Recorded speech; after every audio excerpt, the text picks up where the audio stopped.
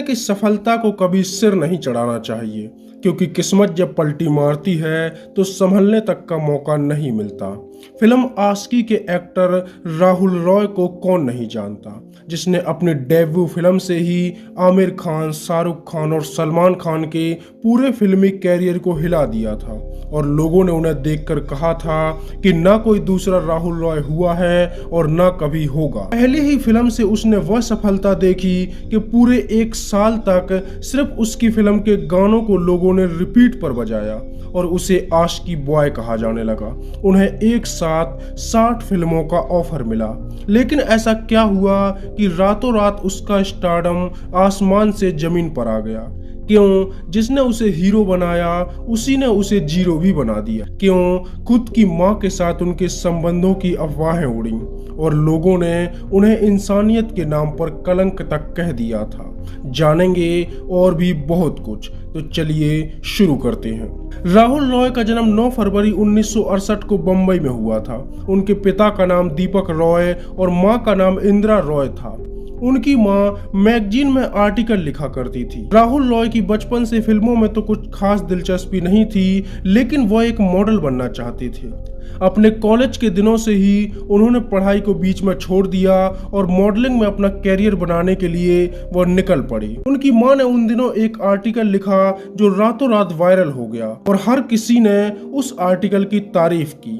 जब महेश भट्ट ने वो आर्टिकल पढ़ा तो उन्होंने तुरंत इंदिरा से मिलने का मन बना लिया और महेश भट्ट के साथ इंदिरा रॉय की 20 मिनट की मीटिंग में ही इंदिरा रॉय ने उन्हें अपने बेटे राहुल रॉय की तस्वीरें दिखाई और महेश भट्ट ने वादा कर दिया कि वह उन्हें अपनी फिल्मों में जरूर लेंगे। उसके बाद उन्होंने राहुल रॉय को अपने घर बुलाया और फिल्म की एक लाइन में कहानी सुनाई और सिर्फ 4 से 5 मिनट की मुलाकात के बाद ही राहुल रॉय ने फिल्म के लिए हाँ कर दी, क्योंकि उनकी मां ने कहा था कि यह मौका हाथ से नहीं जाना चाहिए। और इस तरह राहुल रॉय को फिल्म आशिकी मिल गई। राहुल रॉय की पहली फिल्म थी। महेश भट्ट ने अनु अग्रवाल और राहुल रॉय दोनों नए चेहरों को लेकर फिल्म बनाने की सोची थी और इस फिल्म ने रिलीज होते ही कई रिकॉर्ड तोड़ दिए। आशिकी फिल्म इतनी बड़ी हिट हुई कि इस फिल्म में काम करने वाले छोटे से छोटे एक्टर की भी जिंदगी बदल गई। आशिकी उस समय की सबसे ज्यादा कमाई करने वाली फिल्म बनी।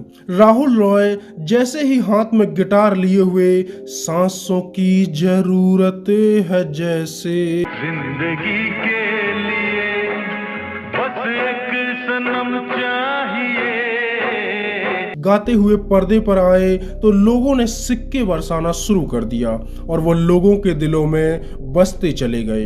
फिल्म के गाने जाने जिगर जाने मन, तू मेरी जिंदगी है या फिर धीरे धीरे इस फिल्म के इन गानों ने पूरे देश को आशिक बना दिया और आशिकी ने राहुल रॉय को रातों रात सुपरस्टार बना दिया। इस फिल्म का हर गाना लोगों के दिलों में बसता चला गया। मैं दुनिया भुला दूं। आशिकी 6 महीनों तक थिएटर में लगी रही और राहुल रॉय रातों रात सुपरस्टार बन गए। राहुल रॉय को इस फिल्म के लिए केवल 30,000 रुपए मिले थे और रातों रात राहुल रॉय की किस्मत ऐसी पलटी कि बड़े बड़े फिल्म निर्देशक उनके घर पर लाइन लगाने लगे। नजर के सामने कोई राहुल रॉय के साथ काम करना चाहता था। राहुल रॉय नए थे और उनके लिए यह स्टारडम किसी सपने से कम नहीं था। उन्हें एक साथ 60 फिल्मों का ऑफर मिला और राहुल रॉय ने उनमें से 49 फिल्में साइन कर लीं। उन्होंने इतनी सारी फिल्में इसलिए साइन की ताकि उन्हें घर पर खाली न बैठना पड़े, क्योंकि आशिकी हिट होने के बाद भी 6 महीने तक वो घर पर बैठे रहे और उन्हें कोई भी फिल्म नहीं मिली थी, जिससे वो घबरा गए थे और उन्होंने एक साथ इतनी सारी फिल्में साइन कर लीं और एक साथ इतनी फिल्में साइन करके उन्होंने ऐसा रिकॉर्ड बनाया जो आज तक नहीं टूटा। आशिकी की जबरदस्त सफलता के बाद 1992 में वो फिल्म सपने साजन के में करिश्मा कपूर के साथ नजर आए। कभी भूला कभी याद किया। और इस फिल्म में भी उन्होंने काफी शोहरत बटोरी और इसके गाने भी काफी हिट हुए। ये दुआ है मेरी रब से तुझे 1993 में वह फिर तेरी कहानी याद आई में महेश भट्ट की बेटी पूजा भट्ट के साथ दिखाई दिए और इस फिल्म में उन्होंने एक फिल्म निर्देशक की भूमिका निभाई। कहते हैं कि यह महेश भट्ट की खुद की कहानी थी और इस फिल्म में महेश भट्ट और परवीन बॉबी की लव लाइफ को दिखाया गया था। महेश भट्ट ने अपनी ही फिल्म से अपनी ही कहानी को अपने अनुसार दिखाया ताकि वह दुनिया को दिखा सकें कि वो कितने अच्छे इंसान हैं और परवीन बॉबी सच में पागल थी। इसके बाद राहुल रॉय ने फिल्म जानम में काम किया और इस फिल्म के गानों को भी लोगों ने खूब पसंद किया। आज मेरा प्यार कितना खुशनसीब है। राहुल रॉय की फिल्मों से ज्यादा लोग उनके गानों को पसंद करते थे। उनकी फिल्म में जो गाने होते थे उन्हीं की बदौलत राहुल सुपरस्टार बने थे। हर कदम मेरे प्यार का साया। लेकिन लगातार फिल्में के बाद भी उन्हें वो कामयाबी नहीं मिली जो उनकी डेब्यू फिल्म से उन्होंने हासिल की थी और लगातार उनकी फिल्में फ्लॉप होने लगीं और वो परेशान होने लगे और इसी समय महेश भट्ट उनके कैरियर के लिए फिर से सेवियर बनकर आए। उन्होंने जुनून बनाने का फैसला किया और राहुल रॉय को कास्ट किया जिसने उनके कैरियर को एक बार फिर से डूबने से बचा लिया। जुनून 1981 में आई एक Hollywood film an American werewolf in London का रीमेक थी जिसमें राहुल रॉय इंसान से बाघ बन जाते हैं। जुनून फिल्म उस समय इस तरह की बनने वाली भारत की पहली फिल्म थी। राहुल रॉय का इंसान से बाघ बनने का सीन आज भी लोगों को दिलचस्प लगता है और हर किसी ने इस फिल्म को देखा और राहुल रॉय के फैन हो गए। राहुल रॉय ने उस समय की सभी बड़ी एक्ट्रेस के साथ काम किया जिनमें श्रीदेवी, करिश्मा कपूर, शिल्पा शेट्टी, रवीना टंडन और पूजा भट्ट जैसी हीरोइन के साथ उन्होंने धड़ाधड़ फिल्में की। राहुल रॉय उस समय हर लड़की की पहली पसंद बन चुके थे और यही कारण था कि जो भी एक्ट्रेस उनके साथ काम करती थी उनके प्यार में पड़ जाती थी। महेश भट्ट की बेटी पूजा भट्ट ने उनके साथ कई फिल्मों में काम किया जिनमें फिर तेरी कहानी याद आई, जुनून और जानम जैसी फिल्में शामिल रहीं। इन्हीं फिल्मों के दौरान दोनों करीब आ गए और दोनों के प्यार की सुर्खियां बॉलीवुड में गूंजने लगीं। दिल क्यों धड़कता है। लेकिन बहुत जल्द पूजा का राहुल रॉय से मन भर गया और उसने राहुल रॉय को छोड़ दिया। इसके बाद मनीषा कोइराला ने राहुल रॉय के साथ फिल्म अचानक और मझधार जैसी फिल्मों में काम किया और वह भी राहुल रॉय को अपना दिल दे बैठी।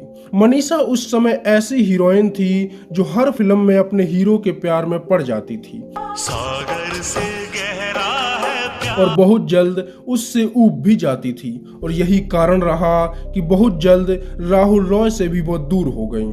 इसके बाद राहुल रॉय का नाम रवीना टंडन से भी जुड़ा।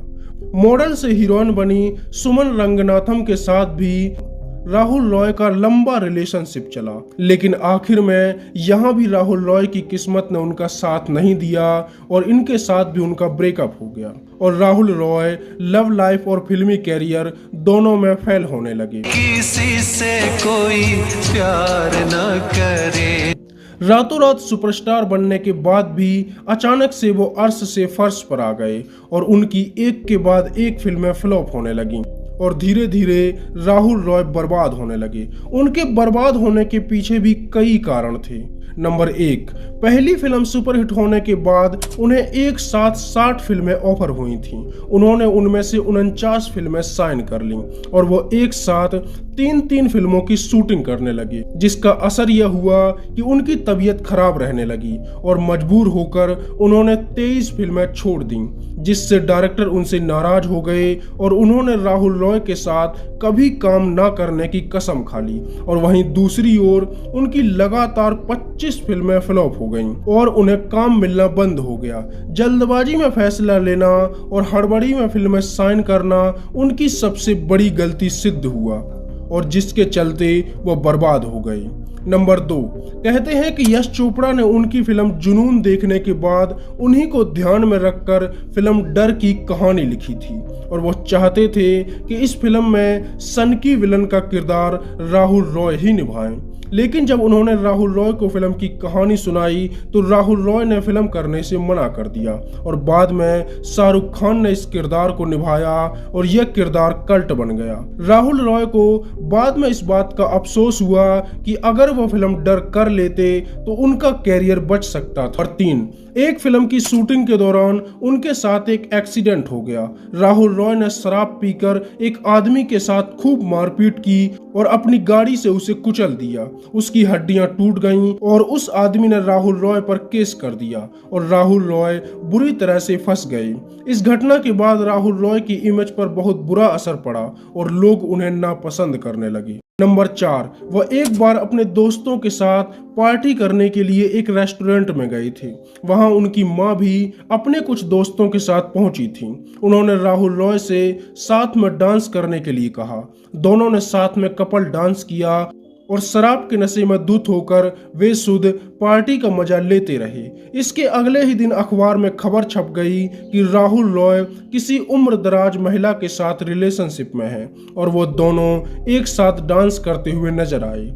यह अफवाह आग की तरह बॉलीवुड में फैल गई और लोगों ने बातें बनाना शुरू कर दिया कि राहुल रॉय अपनी मां के साथ ही संबंधों में हैं।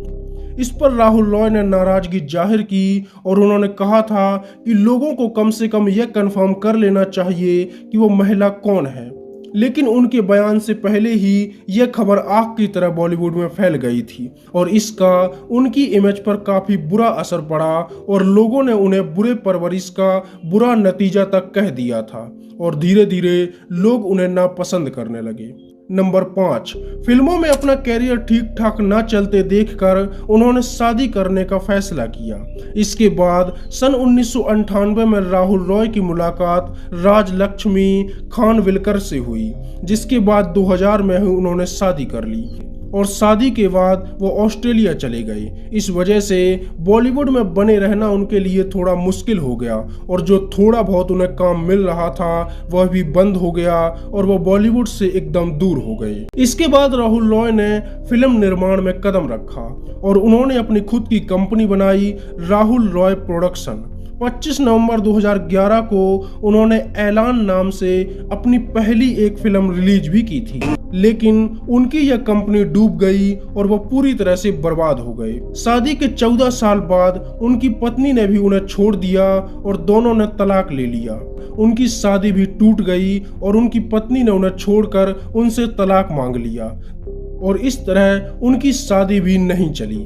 तलाक के बाद 2016 में राहुल रॉय साधना सिंह से मिले और उन्होंने साधना सिंह से शादी कर ली। 2020 में एक फिल्म की शूटिंग के दौरान उन्हें अचानक से ब्रेन स्ट्रोक आया और उनकी हालत गंभीर हो गई। उन्हें बम्बई के अस्पताल में भर्ती कराया गया, लेकिन उनके पास इलाज तक के पैसे नहीं थे। कहते हैं कि उनके अस्पताल का पूरा खर्च सलमान खान ने भरा था, तब जाकर उन्हें नई जिंदगी मिली। रातों रात सुपरस्टार बने राहुल रॉय का एक समय ऐसा भी आया जब उन्होंने भोजपुरी फिल्मों का रुख किया और फिल्मों में बने रहने के लिए और अपनी रोजी रोटी चलाने के लिए उन्होंने सी ग्रेड और डी ग्रेड फिल्मों तक में काम किया। लेकिन उनकी किस्मत का सितारा एक बार डूबा तो फिर कभी दोबारा चमका ही नहीं। इस तरह वो एक ऐसे हीरो रहे जिसे ना प्यार मिला और ना ही फिल्मों में सफलता। फिल्मों में उनका कैरियर जरूर डूब गया, लेकिन पहली फिल्म से जो उन्होंने सफलता हासिल की और जो प्यार उन्होंने लोगों के दिलों में जगाया वो आज भी बरकरार है। इसका अंदाजा इस बात से लगाया जा सकता है कि लगातार फिल्मों में फ्लॉप होने के बाद भी जब 2006 में वो बिग बॉस में गए थे तो उन्हें लोगों ने इतना पसंद किया कि वो बिग बॉस के विनर रहे और बिग बॉस को जीतने के बाद उन्हें लगा कि शायद अब उन्हें फिल्मों में अच्छा काम मिलने लगेगा, लेकिन उसके बाद भी उन्हें अच्छी फिल्में नहीं मिली और उनका कैरियर दिन प्रतिदिन ढलता चला गया और इस तरह से वह केवल एक फिल्म के ही सुपरस्टार रहे और उसके बाद उनका कैरियर जो डूबा तो दोबारा कभी वो लाइमलाइट में नहीं आ सके।